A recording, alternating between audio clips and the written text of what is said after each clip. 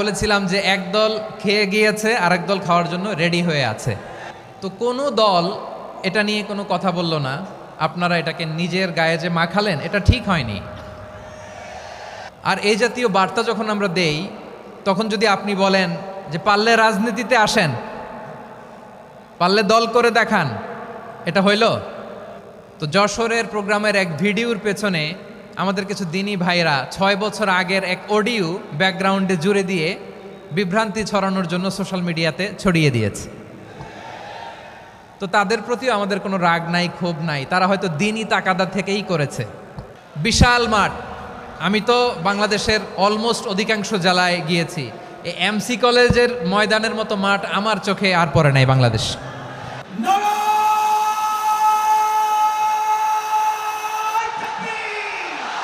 সিলেটের আলিয়া মাদ্রাসার যে ময়দান, সেখানে দীর্ঘ 33 বছর 34 বছর সরাসরি কোরআন থেকে তাফসির করে আপনাদেরকে শুনিয়েছেন এই ভূখণ্ডের তাফসির জগতের কিংবদন্তি শহীদ মরহুম আল্লামা দেলোয়ার হোসেন সাঈদী রহিমাহুল্লাহ। আমরা আমাদের আল্লামার জন্য দোয়া করি, আল্লাহ তাআলা মরহুম আল্লামা দেলোয়ার হোসেন সাঈদী রহিমাহুল্লাহর জীবনের সকল খেদমাগুলোকে আল্লাহ তাআলা কবুল করে নিক। ওনার কবরটাকে আল্লাহ তাআলা কোরআনের নূর দিয়ে মোনাওয়ার করে দিক। আমি আরও সৌভাগ্যবান যে আমি অত্যন্ত নগণ্য ক্ষুদ্র একজন কোরআনের ছাত্র হয়ে কোরআন থেকে যা বুঝেছি, এই কথাগুলো যখন দেশ থেকে দেশান্তরে যেখানেই যাই শোনাবার জন্য লক্ষ লক্ষ দিনী ভাইরা সেখানে উপস্থিত হয়, আলহামদুলিল্লাহ। এবং যারা আসতে পারেন না, এরকম কোটি কোটি বনি আদম পরবর্তীতে সোশ্যাল মিডিয়ার কল্যাণে তারা কথাগুলো শোনেন, আলহামদুলিল্লাহ। আবার এমনও অনেক আছে যারা আমাদেরকে পছন্দ করেন না, তারাও ডায়েরি খাতা কলম নিয়ে, মোবাইল নিয়ে, ল্যাপটপ খুলে আমাদের আলোচনা শোনেন। আমি তাদেরকেও ভালোবাসি, কারণ আমার স্লোগান হচ্ছে হেরে যাবে ওদের হিংসা, ষড়যন্ত্র, জিতে যাবে আমাদের ভালোবাসা। যারা আমাদের বিরোধিতা করে, আমাদের ব্যাপারে ঘৃণা ছড়ায়, তাদের জন্য আমাদের বুক ভরা দরদ আর ভালোবাসা আছে না নাই? কারণ ভালোবাসা দিয়ে যা জয় করা যায়, কঠোরতা দিয়ে তা পারা যায় না। তো যারা বিরোধিতার জন্য আমাদের আলোচনা শোনেন তাদেরকেও ওয়েলকাম। যারা আমাদের আলোচনা আউট অফ কনটেক্সট নিয়ে এক জায়গার মাথা আর এক জায়গার লেজ জুড়ে দেন, তাদেরকেও ওয়েলকাম। গত সপ্তাহে আপনারা জানেন খুলনা বিভাগের প্রোগ্রাম আমি দিয়েছিলাম যশোরে আদ্দিন ফাউন্ডেশনের উদ্যোগে। তো যশোরের প্রোগ্রামের এক ভিডিওর পেছনে আমাদের কিছু দিনী ভাইরা 6 বছর আগের এক অডিও ব্যাকগ্রাউন্ডে জুড়ে দিয়ে বিভ্রান্তি ছড়ানোর জন্য সোশ্যাল মিডিয়াতে ছড়িয়ে দিয়েছে। তো তাদের প্রতিও আমাদের কোনো রাগ নাই, ক্ষোভ নাই, তারা হয়তো দিনই তাকাদা থেকেই করেছে। কিন্তু তারা হয়তো বুঝতে পারে নাই এই যে রিসেন্ট আলোচনার ভিডিওর পেছনে 6 বছর আগের অডিও জুড়ে দেওয়া, এটাকে বাংলায় বলে প্রতারণা। কি বলে? প্রতারণা, ধোঁকাবাজি। এখনকার আলোচনার ভিডিও আর ব্যাকগ্রাউন্ডে এডিট করে লাগিয়েছে 6 বছর আগের অডিও। এটারে প্রতারণা বলে, ধোঁকাবাজি বলে। আর বিশ্বনবী বলেন, মান গশানা ফালাইসা মিন্না, the person who deceives us he is not among us. যে আমাদেরকে ধোঁকা দেয় সে আমাদের অন্তর্ভুক্ত নয়। তো বিশ্বনবীর এই হাদিস তারা মনে রাখে না।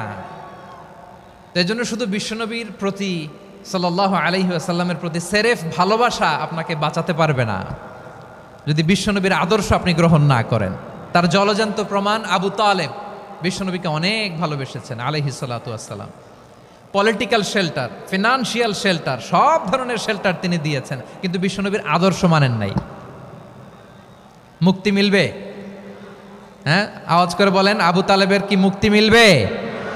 তাহলে সেরেফ ভালোবাসা আপনাকে বাঁচাতে পারবে। ভালোবাসার পাশাপাশি বিশ্বনবীর আদর্শকে মেনে নেওয়ার দরকার আছে না নাই?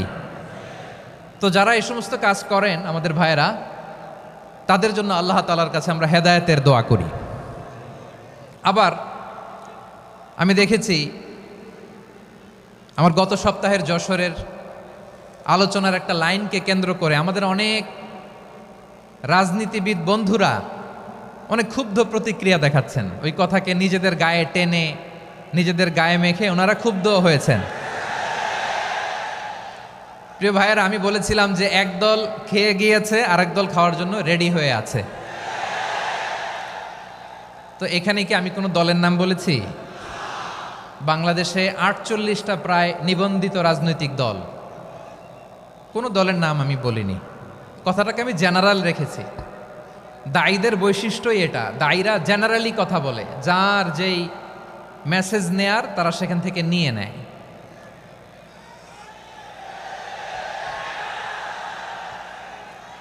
তো কোনো দল এটা নিয়ে কোনো কথা বলল না, আপনারা এটাকে নিজের গায়ে যে মাখালেন, এটা ঠিক হয়নি। আমি বলবো যে এটা খুবই অনভিপ্রেত হয়েছে। কোনো দলকে টার্গেট করে বা কোনো দলের পক্ষে আমরা কখনো কথা বলি না। আমরা কোরআনের পক্ষে কথা বলি, ইসলামের পক্ষে কথা বলি, ঠিক কিনা বলেন? সো একটা জেনারেল কথাকে যদি আমার রাজনীতিবিদ বন্ধুরা নিজেদের গায়ে মাখেন, ক্ষুব্ধ প্রতিক্রিয়া জানান, এতে করে সাধারণ জনগণের কাছে একটা নেগেটিভ মেসেজ যাবে ওনাদের ব্যাপারে। এটা হোক আমরা চাই না। এদেশের যত এই যে আমার ভাইয়েরা, এই যে, তো আমার প্রিয় রাজনীতিবিদ বন্ধুদের আমি বলবো, কথাটা ছিল ভেরি জেনারেল, এটা নিজেদের গায়ে মাখানোর কোনো দরকার নাই। আমরা এই যে এক্সিস্টিং যে রাজনৈতিক চর্চা, এটা থেকে আমরা বেরিয়ে আসতে চাই। আমরা চাই না এদেশে চাঁদাবাজি, দখলবাজি থাক, ঠিক কিনা বলেন? এদেশে কোনো দুর্নীতি থাক, টেন্ডারবাজি থাক, এগুলো আমরা চাই। আই হেট পলিটিক্স একটা জেনারেশন আছে, এই বেশিরভাগ জেনজি অফ সিলেট, এরা আই হেট পলিটিক্স জেনারেশন। এরা পলিটিক্সকে পছন্দ করে না। তো কেন করে না, এর দায়ভার আমাদের আছে না নাই? আছে। এবং আমরা দেখেছি ক্ষমতার পালাবদল যখন হয়, এক সরকার যায় আরেক সরকার আসে, তখন দুর্নীতির ফিরিস্তি আমরা জানতে পারি, এর আগে জানতে পারি না। প্রতিটা দলের ভেতরেই আমরা এই বাজে চর্চাটা দেখেছি। সো এখন আমাদেরকে শুধরে নেওয়ার সময় এসেছে। এটা এই সুন্দর সময়, নতুন প্রভাতের বাংলাদেশ, নতুন ভোরের বাংলাদেশ, এই সময় আমরা কাদা ছোড়াছড়ি যেন না করি। আমাদের শপথ নেওয়ার সময় এসেছে। প্রতিটি দল, নিবন্ধিত ৪৮টি, সবগুলো দলের এখন শপথ নেওয়া উচিত যে আমরা কোনোদিন আর চাঁদাবাজি করব না, টেন্ডারবাজি করব না, দখলবাজি করব না। আমরা সবসময় দেশের পক্ষে থাকব, সবসময় দেশের পক্ষে থাকব। সেই কথাগুলো ছিল ভেরি জেনারেল। যে কথাগুলো আমরা জেনারেলি বলি, এগুলো জেনারেলি আপনারা নেবেন। আমার রাজনীতিবিদ বন্ধুদের কাছে এটাই আমার কামনা। আর এই জাতীয় বার্তা যখন আমরা দেই, তখন যদি আপনি বলেন যে পারলে রাজনীতিতে আসেন, পারলে দল করে দেখান, এটা হইল? আমি কি এরকম কোনো কথা বলেছি? না। আমি একজন মুফাসসিরে কোরআন, আমি একজন আলেম, এর বাইরেও আমার সবচেয়ে বড় পরিচয় আম আ সিটিজেন অফ বাংলাদেশ। আমি বাংলাদেশের একজন সাধারণ নাগরিক।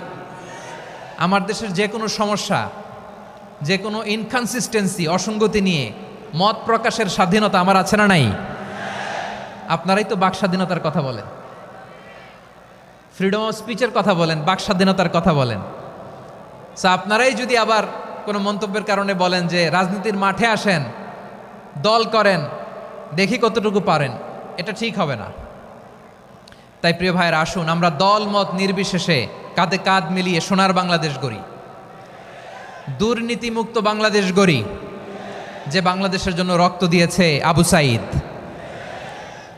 যে নতুন ভোরের বাংলাদেশের জন্য রক্ত দিয়েছে মুগ্ধরা, যে নতুন বাংলাদেশের জন্য রক্ত ঝরিয়েছে ২৪-এর যে গণ অভ্যুত্থানের প্রত্যেকটি শহীদের আওয়াজ করে বলেন ঠিক কিনা? আল্লাহ তাআলা আমার দেশকে তুমি নিরাপদ করো, শান্তিময় করো। আমরা যেন স্বাধীন সার্বভৌম বাংলাদেশে মাথা উঁচু করে বিশ্ব দরবারে দাঁড়াতে পারি। আল্লাহ তুমি তৌফিক দান করো। আওয়াজ করে সবাই পড়ে আমিন।